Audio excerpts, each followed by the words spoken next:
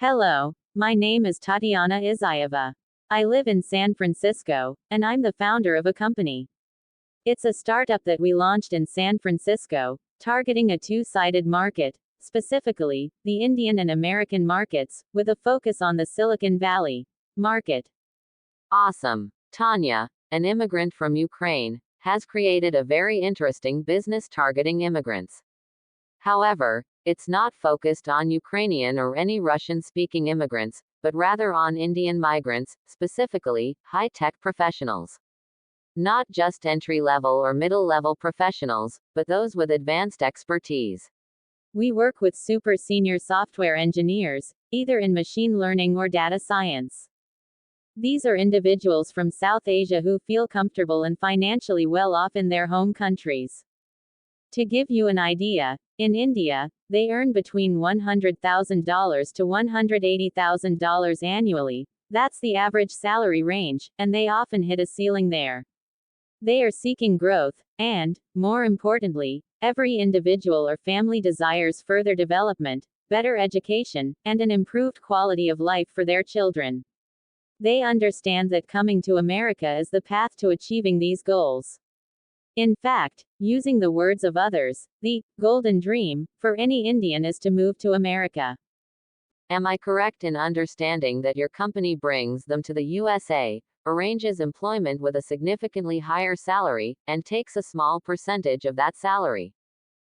That's right, yes. The company is called KITSF, and we not only bring them to the USA but also provide training and mentorship on how to gather documents for talent visas and navigate the challenging process of finding employment in the United States. Essentially, we operate as a talent agency combined with headhunting. We identify these individuals, reach out to them, present this opportunity, and they consider it. It's a collaboration where 50% of the effort comes from our side, and the other 50% relies on the individual's determination and efforts. They must truly desire significant life changes. Did the business start off this way from the beginning? Or were there any changes along the way? Tell me a bit about your journey in general. I came to the USA, obtained a talent visa here, the O-1 visa, which is quite a challenging one. But it's great that the US government recognizes you as an extraordinary individual. Prior to that, I met my future co-founder, who had also been working in this field 2 years before our meeting. Together, as two experienced entrepreneurs, with 12 years of experience for me and over 20 for him, we decided to start our own company. After some contemplation, NBB tests, and so on, we chose to target the largest market in the world, the Indian market. With 1.3 billion people, even accounting for any margin of error in the figures, success is practically guaranteed. We conducted many experiments, ran numerous tests. I made around 500 calls, probably even more, to machine learning engineers, and over 300 calls to partners since we operate in India through a partner network. Engineers are not just clients. They are individuals, people who want to make a change. Machine learning engineers. Are you trying to bring them to the USA? Yes, we work, and we specifically aim to work with machine learning engineers. We have clients from marketing and design backgrounds, but we prefer to focus on technical specialties. This is because most of them have a PhD degree, which facilitates their journey. When did you arrive in the USA and what year was it? What were you doing in your home country before moving to the USA? As an experienced entrepreneur, I assume you had your own business back in your home country, correct? Yes, that's absolutely correct. It's a very interesting story as well. The business was established about 13 years ago, 12 to 13 years ago, in Ukraine, and it continues to operate to this day despite the military actions in our country. This business is an English language exam preparation center. In other words, we prepare students for admission. We help them prepare for IELTS, TOEFL, and all the exams you might be familiar with. GRE, GMAT, what else is there that's so intimidating? Yes, SAT, GRE, GMAT, and it includes the mathematical part as well. These are various exams for medical professionals, IT specialists, for example. I mean, there are different formats of IELTS. There's a migration version, an academic version, and a general version. So, there are many options. So, you already had some understanding of the American market before moving to the USA, right? Unfortunately, I knew nothing about the US market before moving to the USA, specifically before moving to the Bay Area. Actually, when I relocated here, I started to figure out how things work in this region. As for the students, they lived in Ukraine, prepared in Ukraine, and only then did they move to Europe, Canada, or the USA. So, we had no further contact with them after that. How did you learn this? I mean, considering it's only been 2 years in the USA, right? Many people take a completely different path, so you've done a great job. First of all, you took a broad approach. Apparently, you weren't too disheartened when 5 or 10 people didn't respond. Did you read something, talk to people, or is it just part of your nature?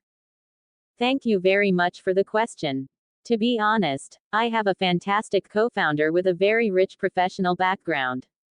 He has founded about 3 to 4 companies, worked in Europe, in China, and served as the CFO of a large industrial holding. I've probably learned from him. That's the first thing. Second, every entrepreneur should definitely check out YC Startup School, it's a must. There's a wealth of information there, everything you need for building a startup. Learning is always good, but probably not easy, and you also need to know how to choose people who truly understand the subject. In most cases, people who really understand something don't engage in consultations, so we bring in advisors. Yes, that's a very strategic move. Did you initially target the market of Indian tech specialists, or did you first try to focus on a Russian-speaking market or perhaps a Chinese one? In other words, what challenges did you face along this path? The backstory is that in my Ukrainian company, Tathagata, who is Indian, works as the CEO. So, he's a young man from India, a gentleman, and he's been working with me for about 5 to 6 years. After my co-founder got acquainted with him, the idea came up to explore the Indian market. We studied it, read a lot, and realized that 1.3 billion people is quite promising. So, we immediately decided to enter the Indian market. How would you currently estimate the value of your company? Am I correct in understanding that it's on the second year of operation? Perhaps I should ask our financial director. Approximately at the moment, it's around 5 million, but that's not exact. That's an impressive result. Did you practically establish the company right away? Did you arrive and start working immediately? Were there no thoughts or considerations about acclimatization? Of course, there was. Not immediately, that is. There's an interesting assumption that the first 3 months are like a honeymoon when you arrive in another country. The first month, you're in great excitement, everything is cool, then you start acclimating. After about 6 months, you have a gym, a hairdresser, a dentist, kids in school, and then a somewhat disheartening adaptation begins when you miss things a lot. Everything is not the same, everything is not like that. But when you're busy, yes, I had such a period, but we were very busy. You had nowhere to go back to, am I correct? I'm also from Ukraine. Nowhere to return, no way back, right? The war started a year after I arrived. But when you're at work, things are perceived a bit differently, especially when working 10 to 16 hours a day. Are you still working that much, 10 to 16 hours a day? Not anymore. I try to maintain a work-life or life-work balance now. But for a startup, it's normal for that balance to get disrupted, and that's true for any entrepreneur. So, we have a rule to try not to work on weekends. During weekends, we try not to think about work or work itself, but I know you had a business that was profitable in Ukraine, right? yes, and it's still operational. I just wanted, for many people who are just arriving, Maybe they will listen to you, watch you, and want to apply some of your experiences to themselves. That's why we're conducting this interview. For many people, there's often a question: is it better to go to the valley, where there are better networking opportunities, or live in a cheaper place, right? Can you tell us about the expenses, if you're comfortable, like how much is rent? How much? I don't know. Do other things cost there? Do you need to save this money? Where do you get it? Maybe you need to work for Uber on the side. Well, in short, tell us a bit about it. Let's talk about money. Of course, a very cool topic. Every blogger has a video on this topic, and everyone has their own opinion. I'll share my opinion because this is my life and my preferences. I love San Francisco. I've traveled a bit around America and realized that I want to live only in San Francisco. Why? Because of the culture, the amazing people, the wealthy individuals, and a very high percentage of entrepreneurs per capita. As for the cost of living here, if you compare it to Europe or, let's say, Ukraine, it's expensive, of course. But when compared in terms of income, it's cheaper, much cheaper. Do you live alone? No, I live with my partner, my significant other. You don't have children, 2 adults working, so how much does a couple like you need to live per month? For example, I know for my family with 3 children, 2 pets, and a husband, we spend around $18,000 a month. That's how much we spend. We don't live in the valley. I think it would be much more expensive in the valley. Oh, startup people are very unpretentious, so we keep it to a minimum. I think for 2 people, it might sound a bit funny now, but considering rent, let's say for a 1-bedroom or a studio, which can cost from $2,000 to $3,000 a month. That's in San Francisco, for a 1-bedroom. My friends recently rented one for $2,100.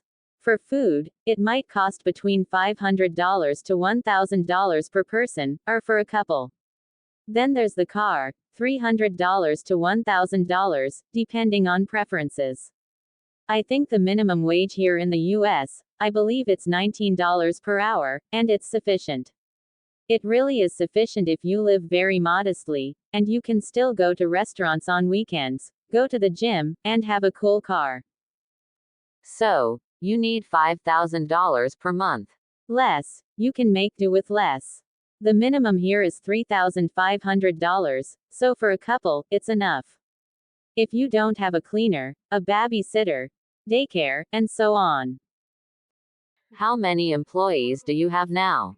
Let's use the term employees to refer to both employees and contractors and anyone else. We have a small team of up to 10 people, including SDRs, LDRs, managers, and tutors. As co-founders, we're also involved in sales and networking. We have an international team, with some people located in Ukraine. Our advisors are all Americans, and in India, we have partners who are not our employees. We have over 100 partners, but I haven't counted them all, so I'd say we have more than 100 people. In working with guys from India, it's a plus that you're Ukrainian, and some of your colleagues are from Ukraine as well. It means they find it cool to communicate not only with other Indians but with people from another country, like immigrants too. They find it interesting to interact with someone from San Francisco, and being a blonde adds to their enjoyment. San Francisco is a magical word for any of our partners, and the partner's task is to be the mediator between our client and us. As a result, they willingly respond, and our response rate is almost 90%. They are very responsive, and many representatives from India are used to working during New York nighttime, so calling them at midnight is okay. What are your ambitions? What do you want to achieve? Do you want to conquer the whole world, not just India? Or is India enough for you right now? Where do you see yourself? I am a person of action. I love doing and creating. I want our company to grow, and its valuation to increase at least 30-fold. And, of course, every startup founder's dream is to sell the company. Well, not everyone. Some want to stay at the helm until retirement and then pass it on to their children. But you would like to sell it, developing it on a large scale. Whom would you like to sell it to? Oh, I think we'll find buyers. Either some legal firms. I haven't thought about it yet. I believe that when we have a large enough volume, and we revisit this question, we'll easily find buyers. To wrap up this interview, would you like to share some additional thoughts? Do you have any advice for people who are just starting on the path of a startup? Or, I don't know, some like to talk about their mistakes. In general, this is a free microphone for you to add anything you'd like. The advice also depends on who we're giving it to, whether this person is in Europe or Ukraine. Our audience is mainly in the States, 25 to 34 years old, evenly split between men and women. Young and interesting people. There's an expression: stay foolish, stay hungry. And I also like madness and courage, that's everything. You take it and do it. This is the only advice, and there's no need to listen to anyone, just try, and it might work, and everything will take off. And if it doesn't work out, nothing to be afraid of. Nothing to be afraid of. Yes, money may be spent, but that experience is invaluable.